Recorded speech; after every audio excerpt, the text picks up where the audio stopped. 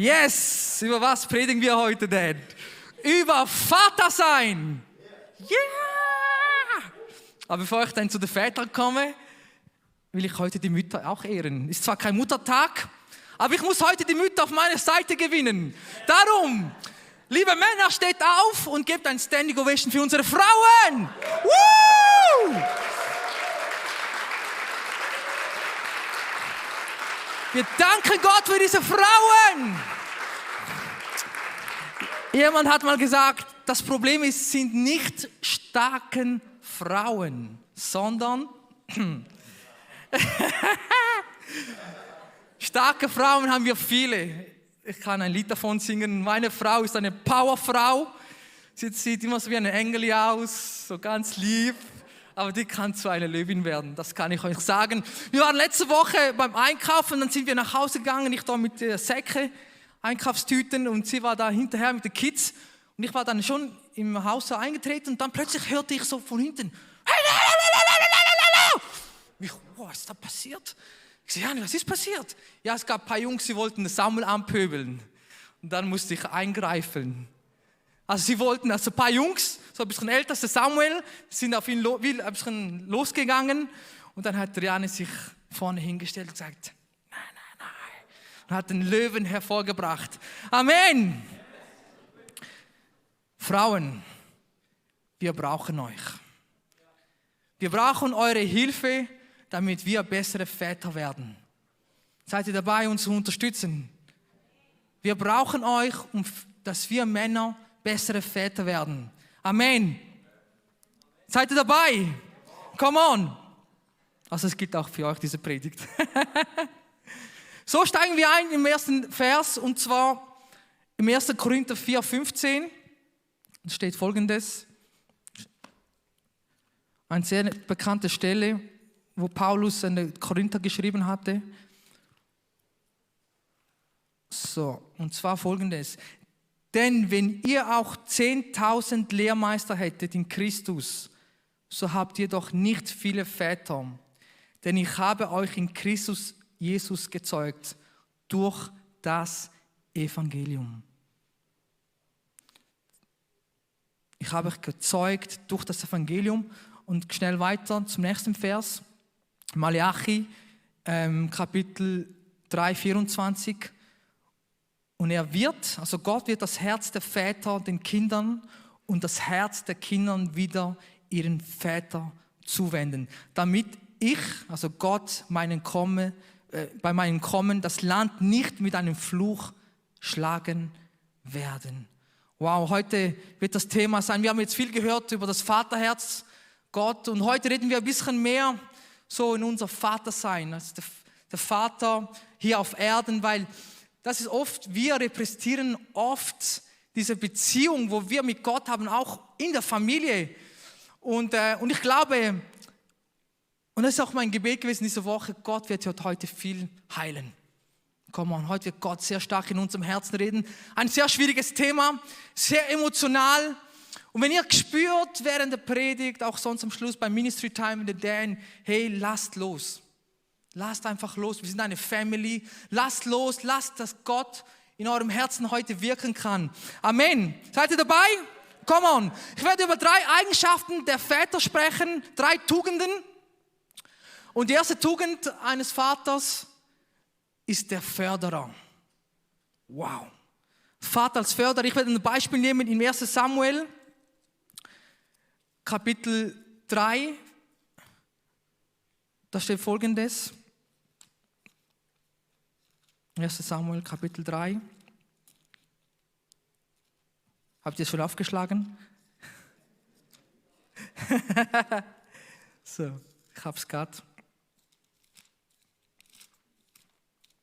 Ihr kennt die Geschichte, als Samuel von klein auf zu Eli gebracht wurde und er hat ihm dort gedient. Und dann in dieser Nacht hat er eine Begegnung mit Gott gehabt, das erste Mal eigentlich. Weil in dieser Zeit steht ja so, dass es gab fast die Stimme Gottes, so diese prophetische Stimme Gottes war wie verschwunden für eine Weile. Und da sprach Gott 3-mal zu Samuel. Samuel, Samuel. Und dann ist er immer wieder zum Eli gegangen, zum Propheten oder Richter zu jener Zeit. Und dann ist er zu ihm gegangen und Eli hat gesagt, hey, ich habe dich nicht gerufen. Und dann beim dritten Mal, als er nochmals zu ihm gegangen ist, hat er Folgendes gesagt. Also das steht im Vers 8. Da rief der Herr den Samuel wieder zum dritten Mal und er stand auf und ging zu Eli und sprach, hier bin ich, denn du hast mich gerufen. Da erkannte Eli, dass der Herr den Knaben rief. Und Eli sprach zu Samuel, geh wieder hin, leg dich schlafen. Und wenn er dich rufen wird, so sprich, rede Herr, denn dein Knecht wird hören. Wow, was für eine starke Passage. Mir gefällt diesen Text so sehr. Es spricht so viel an, was für eine Art von Vater wir sein können. Und Eli in dieser Geschichte, er hat diesen Raum dem Samuel gegeben. Samuel hatte Zugang zu seinem Vater. Und ich frage uns, allen Vätern in diesem Ort, haben unsere Kinder Zugang zu uns? Nehmen wir uns Zeit für unsere Kinder? Come on. Es war um Mitternacht. Eli war am Schlafen. Kein passender Moment. Und oft sind wir so mit unseren Kindern, nein, jetzt nicht der Moment. Oft überlassen wir solche Momente die Mütter. Mami, schau du. Ich habe keine Zeit, ich muss schlafen, ich muss morgen arbeiten. Aber der Vater, er ist ein Förderer. Ein Vater ist wie der Eli in diesem Moment. Er erkannte, dass Gott mit seinem Sohn sprach. Und ich will uns Väter ermutigen, dass wir erkennen, wo stehen unsere Kinder. In welcher Season sind sie? Er hat erkannt, dass Gott mit Samuel gesprochen hatte. Er hat erkannt, dass etwas Neues in sein Leben kommt. Und er hat ihm gesagt, hey, geh zurück und sprich so zum Herrn. Väter, ich ermutige euch, dass wir interessiert sind für unser Kind, dass wir da sind. Es gibt nichts Schlimmeres, wenn die Väter abwesend sind. Jemand hat gesagt, die schlimmste Krise in einer Gesellschaft sind nicht die Wirtschaftskrisen, die Arbeitslosigkeiten oder Kriminalität, sondern Abwesenheit von Vätern. Wow, es geht hier rein. Hey, ich bin auch ich gehöre auch zu euch Vätern. Ich stelle mich auch da rein. Es kommt eine neue Zeit für uns Väter, dass wir zurückgehen zu dem, was Gott uns berufen hat. Dass wir da sind für unsere Kinder und das nicht outsourcen zu unseren Müttern. Mütter sind Segen. Wir brauchen die Mütter. Amen. Wir brauchen die Mütter. Wir brauchen starke Frauen. Aber gleichzeitig brauchen die Kinder uns Väter. Zu ihnen zu sitzen, Zeiten oder Unzeiten, auch wenn ich im Stress bin. Ich setze mich zu meinem Kleinen und sage, hey, geht's? Und ich erkläre ihm diesen Moment, wo er lebt, sich interessiert für ihn da zu sein. Amen. Der Vater ist ein guter Ratgeber. Der Vater ist ein Zuhörer. Das ist schwierig für mich. Für mich ist es manchmal schwierig, wenn der Samuel kommt und da eine Stunde labert er mir in meine Ohren. Da muss ich mir richtig sagen, oh nein, jetzt nimm du zusammen und hör einfach zu, was er zu sagen hat. Und ich glaube, es geht wahrscheinlich vielen so. Aber ich rede jetzt zum Beispiel nicht nur für uns Väter, wo jetzt biologischen Väter, es geht auch für uns geistlichen Väter. Weil wir sind eine Church, wo nicht nur, sagen wir, von Leitern sind, sondern wir sind eine Church von Vätern.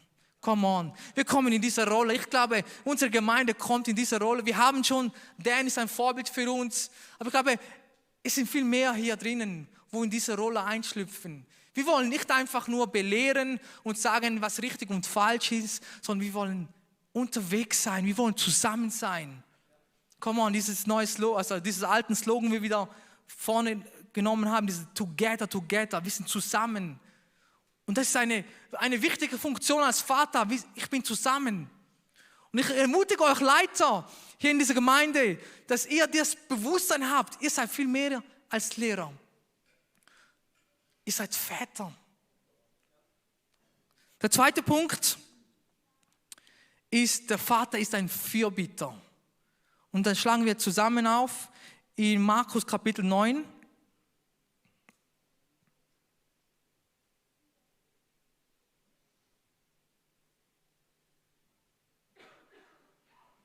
Und zwar Vers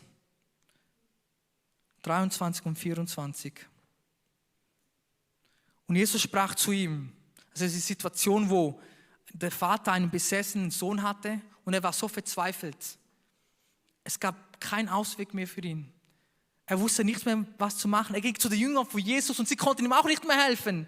Und er war so verzweifelt, da ging er zu Jesus und bat ihm, dass Jesus ihm helfen kann. Und da hat Jesus zu ihm gesagt, Jesus sprach zu ihm, wenn du glauben kannst, alles ist möglich dem, der glaubt. Und dann im Vers 24, und sogleich rief der Vater des Knaben mit Tränen und sprach, ich glaube, Herr, hilf mir, loszukommen von meinem Unglauben. Wow, was für eine starke Szene. Väter, wir sind Fürbitter. Wir sind Fürbitter für unsere Kinder. Gott sei Dank, dass das die Mamis oft machen. Vielleicht verbringen sie ja mehr Zeit mit den Kindern. Aber wir sind Fürbitter. Der fürbitterliche Dienst, der priesterliche Dienst. Wir sind da und wir segnen, wir bitten für unsere Kinder. Stellt doch die Situation jetzt vor. Der Vater war verzweifelt, es gab keinen Ausweg mehr. Und dann hat Jesus ihm gesagt, alles ist möglich, wenn du glaubst, alles ist möglich.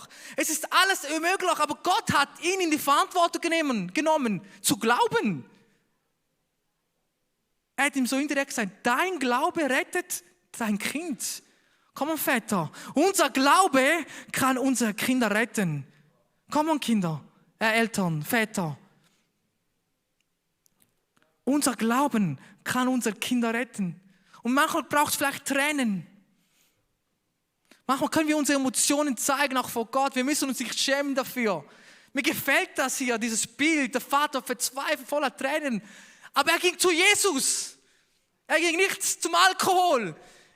Er ging nicht auf die Mutter los. Du bist schuld, dass es so ist. Oder er ging einfach weg von zu Hause. Wir haben noch oft die Tendenzen, wenn wir in einem Konflikt sind, wenn wir keine Lösung haben, dass wir einfach das Problem versuchen auszuweichen. Hey, stehen wir im Riss. Das ist unsere Bestimmung, lieber Väter. Come on, es ist eine neue Zeit für uns, dass wir da in diesen Riss eintreten, für unsere Kinder auf die Knie gehen, für sie da sein werden und sagen, hey, ich bete für euch. Ich glaube, dass dein Leben einen Durchbruch geben wird. Come on, ich glaube, dass für mein Team, vielleicht jemand in deinem Team, wo du leitest, in Schwierigkeiten geht. Hey, steh ein für ihn, du bist ein Vater. Dein Glaube kann ihn retten. Yes, sind wir noch da? Ja. Können wir einen Applaus Jesus geben? Come on.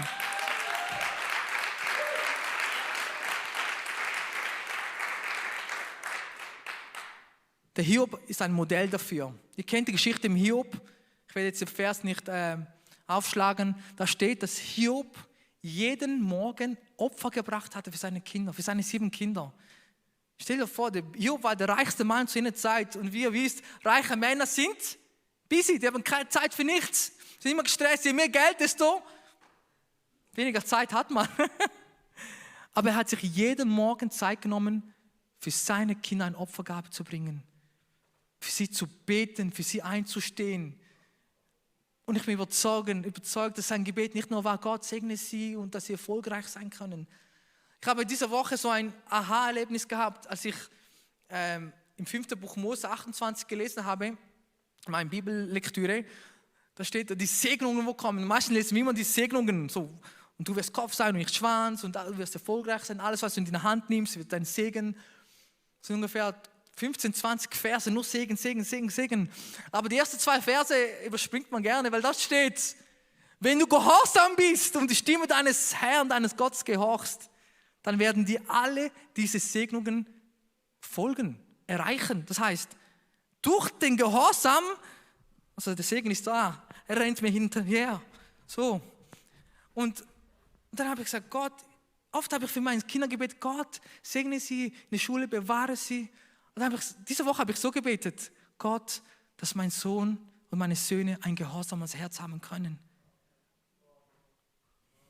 Come on, wir wollen ein gehorsames Herz haben. Trainieren wir unsere Kinder, beten wir für diese Kinder, nicht nur um geistliches Segen zu empfangen, sondern trainieren wir sie, damit sie Gott näher kommen können. Es ist unsere Verantwortung. Amen?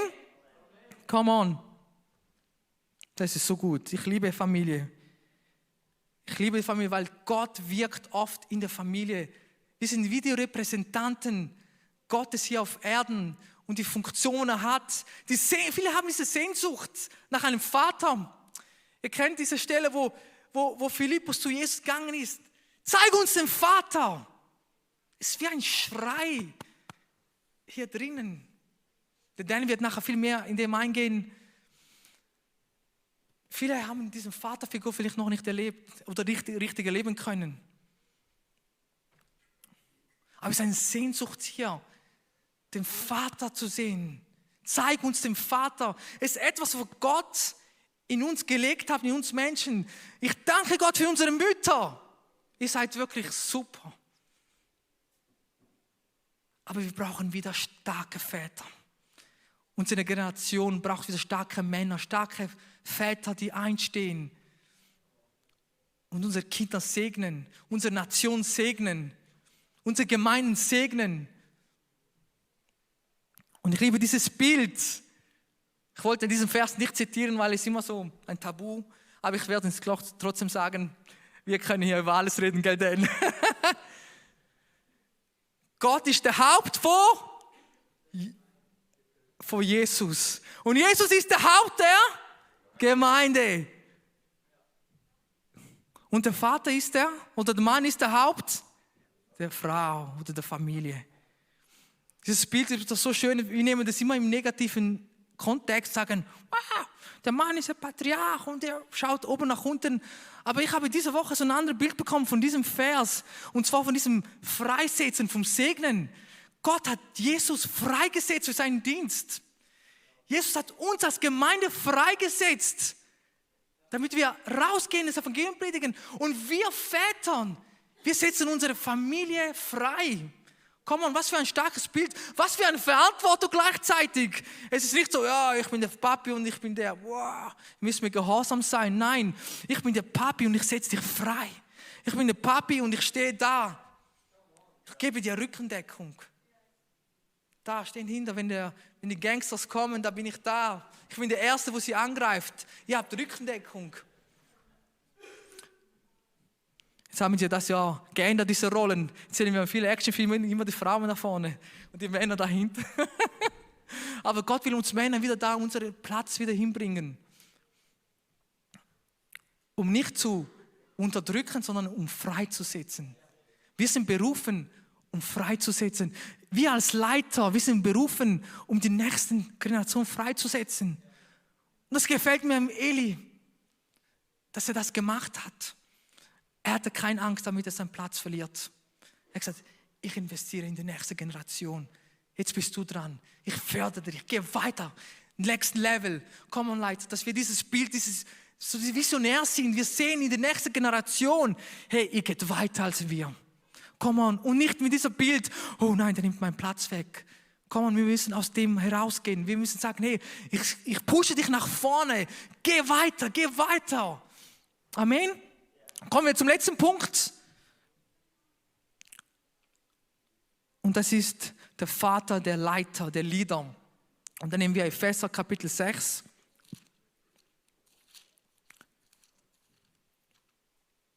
Kapitel 6, Vers 4.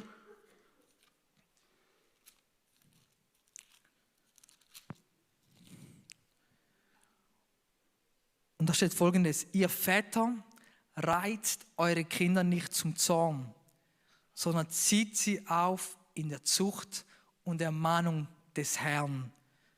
Wow, oder in anderer Übersetzung in der Disziplin des Herrn. Gefällt mir weiter, Zucht ist zu krass. In der Zucht oder in der Disziplin des Herrn.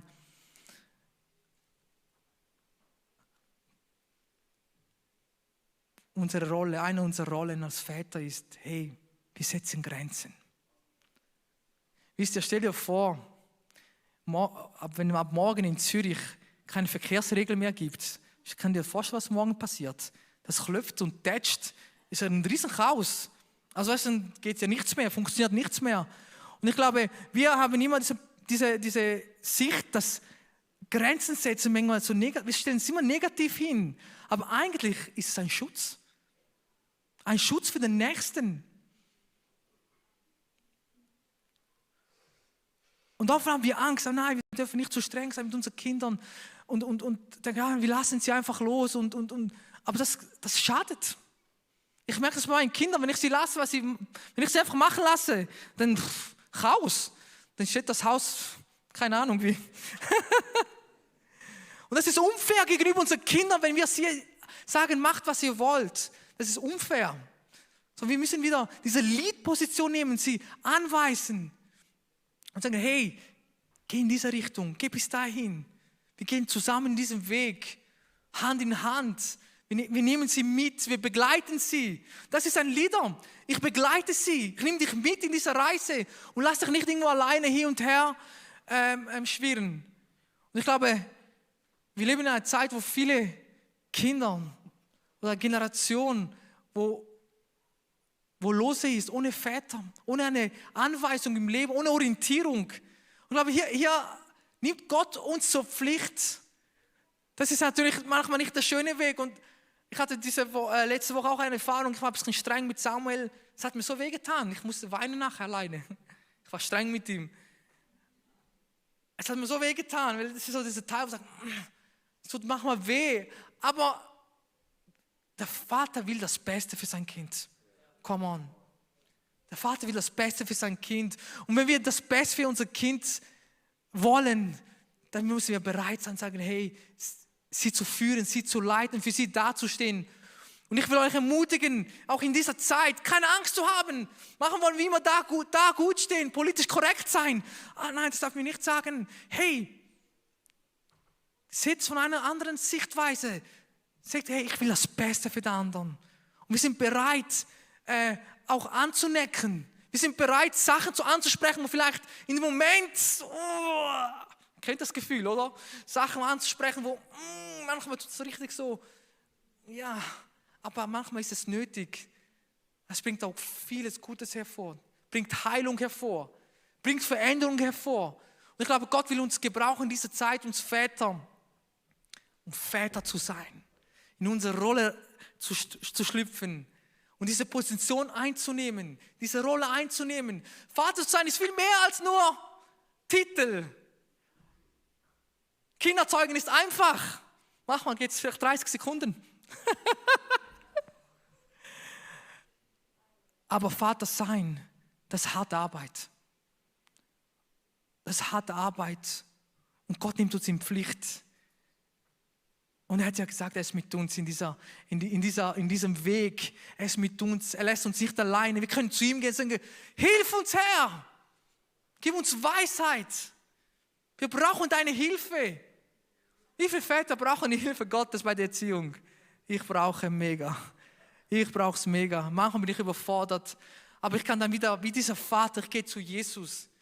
Und das ist so ein Mutzugang, ich gehe zu Jesus. Geh zu Jesus.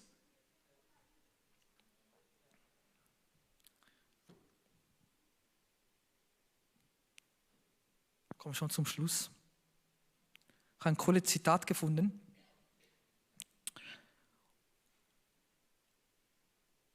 Männer, die Angst davor haben, Väter zu werden, verstehen nicht, dass es nicht die vollkommenen Männer sind, die Väter werden, sondern dass es das Vatersein ist, das die Männer vollkommen macht. Männer, die Angst davor haben, Väter zu werden, verstehen nicht, dass es nicht die vollkommenen Männer sind, die Väter werden, sondern dass es das Vatersein ist, das die Männer vollkommen macht. Wir sind berufen, Väter zu sein. Wir sind berufen, in diese Rolle reinzuschlüpfen. Und Gott hilft uns dabei.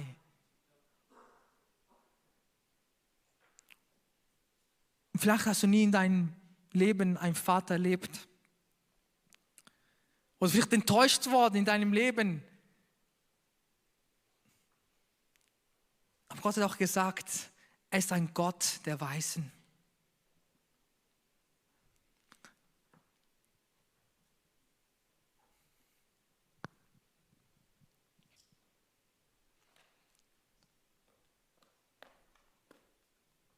Ich bin diese Woche Biografie von Isaac Newton begegnet.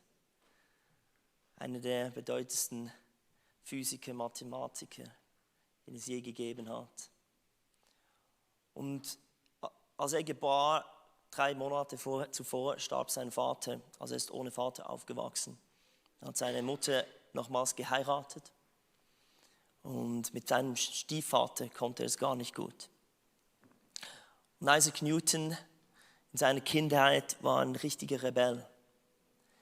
Denn du wirst zum Rebellen, wenn du enttäuscht wirst von deinem Vater, wenn du nicht das hast, das Gegenüber, das du dir wünschst. Das ist auch politisch so, wenn Rebellen in einem Land auftauchen, dann sind sie enttäuscht mit der Leiterschaft, die sie hatten. Er war so ein Rebell, dass eigentlich seine ganze Kindheit schlimm war. Er war der schlechteste Schüler. Er war nicht auszuhalten in der Schule. Hat einfach nichts geleistet, nichts. Seine Mutter wollte ihn dann aus der Schule nehmen, hat sie gemacht, weil sie wollte ihn auf dem Bauernhof. Jemand musste ja helfen, die Familie zu ernähren. Und dann kam sein Schulleiter und hat sich eingesetzt, hat gesagt, ich sehe etwas in ihm. Ich glaube an ihn. Und es war der Schlüssel für Isaac Newton und alles, was er geleistet hat, dass einfach jemand mal da war, der ihn gefördert hat, der an ihn glaubte, an diesen Rebellen, an dieses Kind, das nicht folgen wollte, das einen inneren Konflikt hatte, weil er kein Gegenüber hatte, das an ihn glaubte. Und der Rest ist Geschichte. Es brauchte einen Mann, der sich väterlich ihm annahm und sagte, du gehörst hierhin, du hast eine Zukunft, ich sehe etwas in dir. Von dann an heißt es, er war der Beste in der Klasse.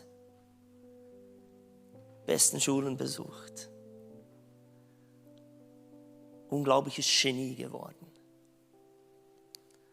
Und es ist schon krass, wie viele Menschen eigentlich unter ihrem Potenzial leben.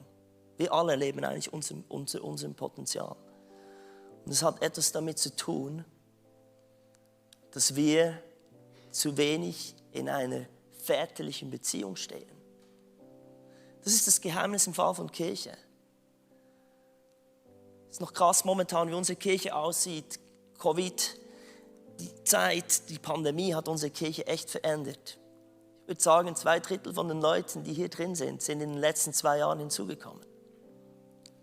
Es hat sich ganz verändert und viele von euch kennen uns eigentlich gar nicht richtig. Ihr kommt einfach in einen Gottesdienst, aber das sind nicht wir. Wir machen nicht Gottesdienste, sondern es ist ein Beziehungsding hier. Wir sind eigentlich Family. Aber es hat etwas damit zu tun, dass man sich aufeinander einlässt. Aber ich weiß, wie schwierig es ist, sich auf Menschen einzulassen. Den Vers, den Thomas anfangs gelesen hat, ich möchte den nochmals lesen. Denn selbst wenn ihr Tausende von Erziehern hättet, die euch in eurem, oder Lehrmeister hieß es in seiner Übersetzung, die euch in eurem Christsein voranbringen, hättet ihr deswegen noch lange nicht 1000 Väter. Weil der Schlüssel ist, dass es Väter sind. Und nicht einfach Leute, die sagen, so machst du es. Unser Bild von Leidenschaft sind Väter. Und dann geht es noch krass weiter. Was Paulus dann wagt zu sagen. Daher bitte ich euch eindringlich, folgt meinem Beispiel. Wisst ihr, es ist so einfach, Gott zu folgen. Er ist gut. Gott, der Vater, er will das Beste für dich. Aber wisst ihr, wie schwierig es ist, Menschen zu folgen? Die sind einfach nicht immer auf der Höhe. Die sind auch emotional. Die sind auch überfordert. Die sind selbst auch verletzt. Die sind selbst auch schwach. Aber genau weil wir Mühe haben oder auch ganz schwierige Erfahrungen gemacht haben mit Leiten, mit Vorbildfunktionen, was passiert in uns ist, wir rebellieren. Und wir sagen, ich mache es halt alleine, ich mache es auf meinen Weg. Ich weiß, wie das geht.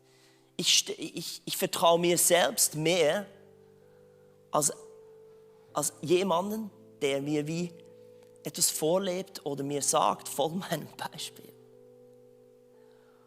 Und das ist ein Fluch. Das ist der Grund, wieso wir stehen bleiben.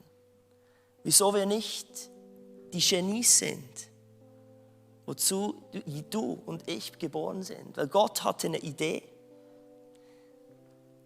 Er hatte noch niemand wie du. Er wollte jemand wie du. Und deshalb hat er dich geschaffen. Du bist nicht dazu erkoren, 0815 zu sein und irgendwie jemanden zu vergessen. Du hast echt Bedeutung. Und wie er das tut, ist das System, das ist sein Prinzip, durch Vaterschaft. Thomas hat das so gut gepredigt, Väter, die uns fördern. Und ich kann das einfach sagen aus meinem Leben, ich bin ein überforderter Vater. Das hat nicht nur damit zu tun, dass ich 6 Kinder habe, sondern rein einfach, es ist sau schwierig. Und wir haben manchmal das Bild, dass Väter einfach vollkommen sein müssen und immer top. Diese Woche ist etwas passiert, weltweit. Ich habe ein Bild mitgebracht. Brian Houston, der Leiter von Hillsong. Ein Vorbild von mir. Einer der prägenden Leiter in meinem Leben. Musste zurücktreten. Das Dreck am Stecken.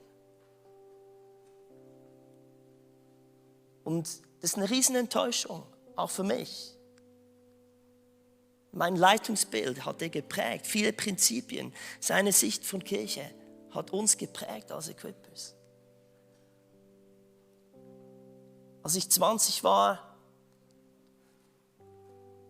begann mein Mentor, Ehebruch, mein Vorbild.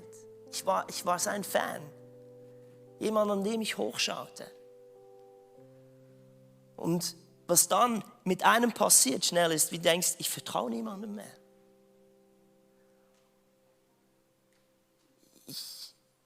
So will ich nicht werden. Und plötzlich stehst du isoliert da und merkst, ich bleibe stecken. Und ich glaube heute, das Erste, was ich euch mitgeben möchte, ist, fang nicht an zu rebellieren. Wenn du merkst, du bist stecken geblieben. Wenn du rumschaust und in deinem Leben ist niemand, der in dein Leben reden kann. Niemand, der dich fördert. Niemand, den du anrufen kannst, wenn es dir wirklich schlecht geht. Dann lebst du momentan vaterlos. Und du wirst nicht das werden, wozu du berufen bist. Und ich glaube, einer der Schritte ist heute einfach, dass wir lernen und ganz bewusst in diesem, ich möchte nicht, dass du rausgehst und immer noch mit dieser Angst lebst, zu vertrauen, weil jemand einen Fehler machen könnte. Wir sind alles Menschen. Jeder Leiter hat Dreck am Stecken. Jeder Vater ist überfordert. Aber das heißt nicht, dass alles für die Katze ist. Brian Houston war eine wichtige Persönlichkeit und ich bin gespannt, ich traue ihm zu, dass er weiterhin eine prägende Figur sein kann, wie er jetzt mit dem Fehler umgeht. Etwas vom Wertvollsten, das ich und Juana machen können, ist, wenn wir wieder gestritten haben, wenn wir Dinge getan haben, einander Dinge gesagt haben, die wirklich nicht vorbildlich sind. Uns vor unseren Kindern, die alles mitbekommen haben, zu entschuldigen. Und wirklich sozusagen die Hosen runterzulassen. Und sagen, wir machen Fehler. Hier in dieser Kirche haben wir nur Menschen, die leiten. Wir haben nur unvollkommene, unfertige Leiter.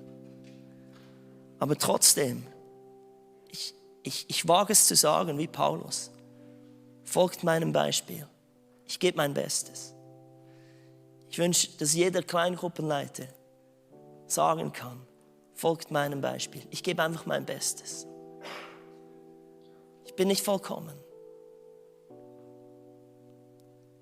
Und gerade dort, wo du bist, vielleicht kannst du die Augen schließen. Und wenn du selber erlebt hast, dass dich Leiter, Väter enttäuscht haben, soll ein Moment sein, wo du ihnen vergibst. Wo du das loslässt.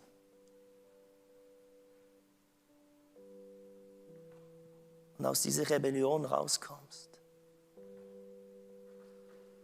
Dass du nicht als Klassenschlechtester abschneidest, wie Isaac Newton. Sondern dass du es nochmals zulässt, dass jemand an dich rankommt. Dass noch jemand die Chance hat, dich mit auf den Weg zu nehmen, damit du nicht stehen bleibst. Herr, wir wollen allen Männern, allen Vaterfiguren, allen Autoritätspersonen in unserem Leben leiten, vergeben, die Fehler gemacht haben. Ob sie es absichtlich getan haben, aus purer Überforderung, aus Schwachheit. Wir wollen sie auch segnen. Herr, hilf uns, neu zu vertrauen, dass dein Prinzip von Vaterschaft uns weiterbringt. Auch wenn wir Menschen folgen, auf Menschen hören, die unvollkommen sind, die voller Fehler sind. Einfach währenddem du die Augen geschlossen hast, möchte ich, dass du dir vorstellst,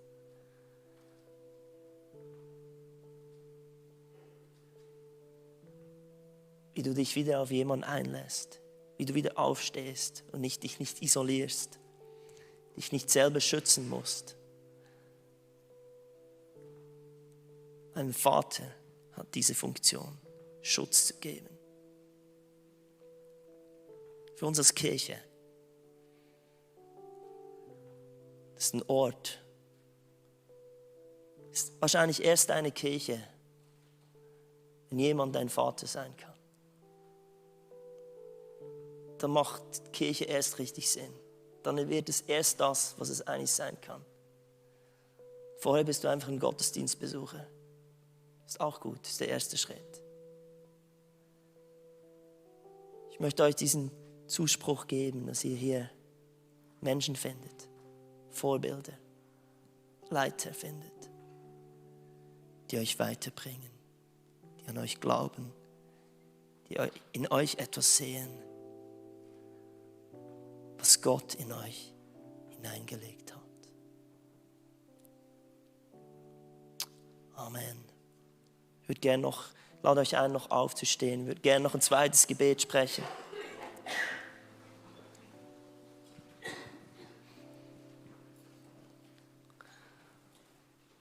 Weil das ist das Prinzip. Jeder von uns braucht einen Vater. Aber jeder von uns soll auch ein Vater sein oder eine Mutter. Ich spreche jetzt speziell wirklich die Männer im Haus an. Aber auch alle Leiter und Leiterinnen, weil das ist unser Bild von, wir glauben, dass Vaterschaft das Bild ist, die Philosophie, wie Leiter in dieser Kirche agieren.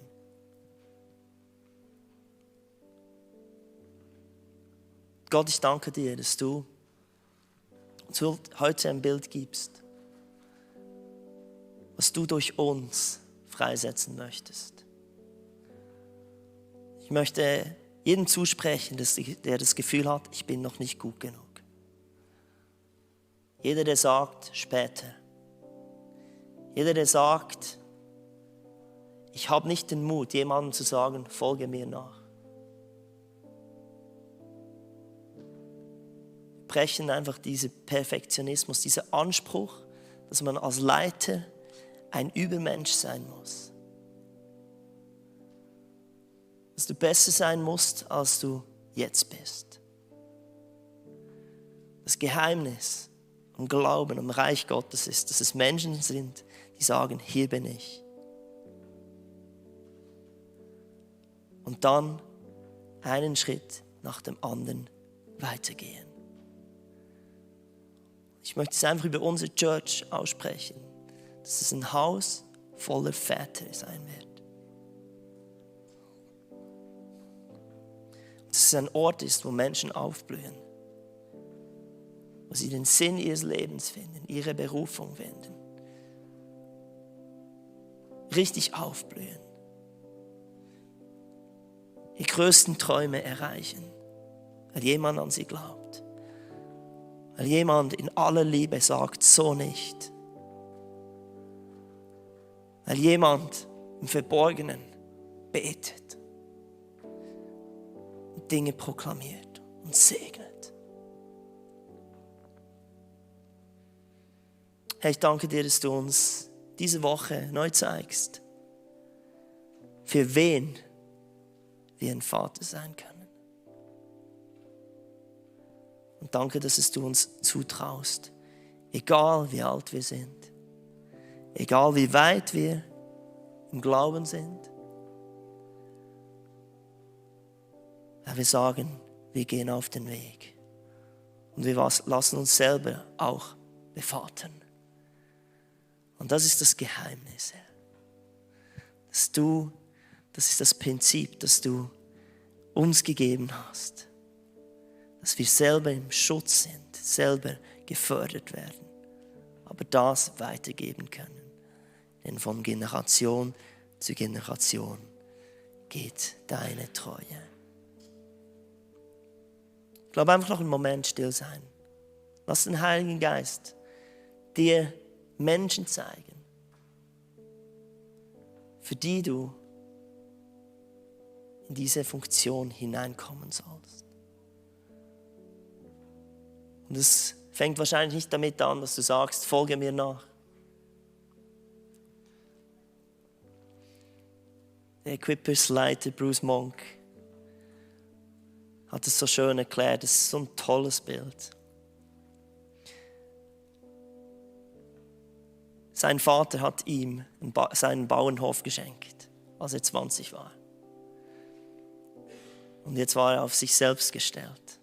Aber wisst ihr, was der Vater getan hat, damit er ihm noch helfen konnte, dass er das Erbe nicht verbockt? Er hat ihm gesagt, du kannst mich für das einsetzen, wo du willst. Ich bin einfach dein Knecht. Hat ihm gedient. Und dann hat er ihn immer wieder zurechtweisen können, immer wieder sagen können, mach's doch so. Aber es war eine dienende Haltung. Und das will ich über uns aussprechen, Herr, dass wir Christen sind, Männer, Frauen Gottes, mit einer dienenden Haltung Menschen fördern, in ihr volles Potenzial bringen. Amen. Amen. An dieser Stelle möchte ich den Livestream verabschieden. Toll, dass ihr dabei wart. Nächste Woche sehen wir uns wieder. Tschüss. Ja, hallo, willkommen zurück. Und es war eine sehr starke Predigt. Es hat mich sehr beeindruckt, weil Vater sein, Vatervorbilder, Vorbilder allgemein, kann ich zumindest aus meinem Leben sprechen, dass mein leiblicher Vater war schon gut, aber er war auch limitiert. Und ich dachte immer so, ja, er ist nicht gut genug. Es hatte Jahre gedauert, als ich irgendwann erkannten musste, dass es nicht daran lag, dass meine Vorstellung ein bisschen falsch war. Und ich auch musste wie ein Bild, was Gott sei ein richtiger Vater, dass Gott der Vater ist, der wirklich der Perfekte ist. Und er mir ein geistlicher Vater sein kann, der zu mir schaut und guckt. Und ja, Mentoren sind auch wichtig. Und in meinem Leben habe ich jetzt schon sehr viele Leute, zu denen ich nachfolgen konnte. Und ja, ich weiß nicht, wie es bei dir aussieht, aber ich wünsche mir, dass du auch so ein cooles Vaterbild haben kannst von unserem himmlischen Vater im Himmel. Und ich wünsche dir auch, dass du entweder ein Vorbild sein kannst, wo andere profitieren dürfen, oder dass du dich jemandem anhängen kannst, dass du von anderen profitieren kannst. Und das Ganze, ja, das ist super. Da haben wir ein super Vorbild in Gott, in Jesus und er möchte unser Vater sein und wir dürfen seine Kinder sein. Und damit das geschehen kann, damit wir seine Kinder sind, da braucht es wie eine Umkehr von uns. Und wenn du jetzt an dem Punkt bist und dich so fragst, ja, wäre das was für mich? Erlaube ich Gott, dass er mein Vater wird? Erlaube ich Jesus, dass er in mein Leben kommt? Dann habe ich ein Gebet für dich hier, wo du einfach mit mir nachbeten kannst. Vater im Himmel, danke, dass du mich grenzenlos liebst. Vergib mir, dass ich dich bis heute ignorierte und stolz glaubte, es alleine zu schaffen. Danke, dass du mich nicht verurteilst, sondern deinen Sohn Jesus Christus gesandt hast, damit ich frei von aller Schuld leben kann und nichts mehr zwischen dir und mir steht. Heute öffne ich dir mein Herz. Bitte komm in mein Leben, sei mein Freund und hilf mir, deinen guten Plan für mich zu erkennen und danach zu leben. Amen. Ja, Amen. Und wenn du das zum ersten Mal gebetet hast und dich fragst, hey, was steht nun an, wie läuft das Ganze und wie funktioniert das nun, dann kannst du dich bei uns melden mit equippers.ch/connect, siehst du hier unten eingeblendet oder eben den QR-Code scannen. Wir werden alle deine Fragen gerne beantworten. Du kannst auch uns bitten, dass wir mit dir Kontakt aufnehmen und so weiter. Und du bist natürlich auch herzlich eingeladen, bei uns reinzuschauen. Genau. Wie schon vor dem Predigt gesagt haben, wir am 15. März den Welcome Apero, wo du herzlich eingeladen bist, bei uns reinzuschauen, wenn du uns nur durch den Livestream kennst oder ganz frisch bei uns da bist und einfach uns als Equippers Kirche näher kennenlernen möchtest, nehmen wir uns nach dem Gottesdienst gerne Zeit für dich und deine Fragen und du kannst zu uns kommen, all deine Fragen stellen, uns löchern und wir helfen dir gerne weiter und wir möchten dir einfach unsere Kirche zeigen. Ja, diese Serie über Vaterherz, über das Vatersein, über Gott als Vater, kannst du alles nachhören, wo es die Podcasts gibt. Spotify, Apple Podcasts, Google und Stitcher. Genau. Oder YouTube. YouTube auch. Da kannst du die Predigt in voller Länge nochmals nachschauen. Und ich empfehle dir wirklich, alle zu diesem Thema existierende Predigten von uns zu hören. Das ist sehr, sehr wertvoll. Und es tut mir immer wieder gut, so die göttliche Perspektive über das Vatersein und wie Gott sich als Vater uns zeigt, zu sehen und zu erkennen. Und manchmal braucht es mehr als einen Durchgang, dass es vom Hirn ins Herz geht. Und das ist mein Wunsch an dich, dass das Ganze wirklich von hier oben hierhin ins Herz kommt. Und da braucht es manchmal mehrere Durchgänge, bis es da nach unten landet. Genau. Und wir haben bei den Spenden haben wir eine kleine Änderung seit Neuestem. Du kannst den QR-Code scannen und dann kannst du angeben, für was du spenden möchtest, dass du einen entsprechenden Zweck angeben kannst. Und ich möchte dir danken, dass du uns gibst, dass du uns unterstützt dabei, dass du unsere Arbeit unterstützt, dass du Gottes Werke, Gottes Reich mit unterstützt. Und danke vielmals, dass du gibst. Und mir bleibt jetzt am Schluss nur noch dir zu wünschen, dass ich dir eine super Woche wünsche. Und ich wünsche dir, dass du göttliche Begegnungen haben kannst, dass du mit Gott unterwegs sein kannst, dass du Gott begegnen kannst. Und ich möchte dich noch segnen für die nächste Woche. Vater im Himmel, ich danke dir, dass du mit uns bist und dass du jeder, der hier den Podcast, den Livestream schaut oder auf Podcast dann nachhört, einfach eine super Zeit haben kann, dass er gesegnet sein darf von unserem Vater im Himmel, dass sein Eingang und Ausgang gesegnet ist, dass in seinem Umfeld ein Segen sein kann, dass du uns nachgehst in dieser Woche.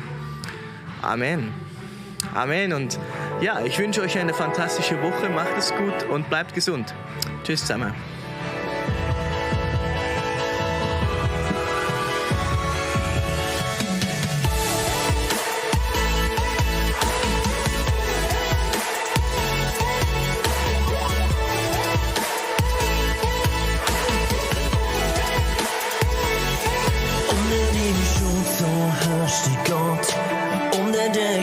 Wort, das nie aufhört, raubt uns nicht die Zuversicht, dass das geschieht, was du versprichst.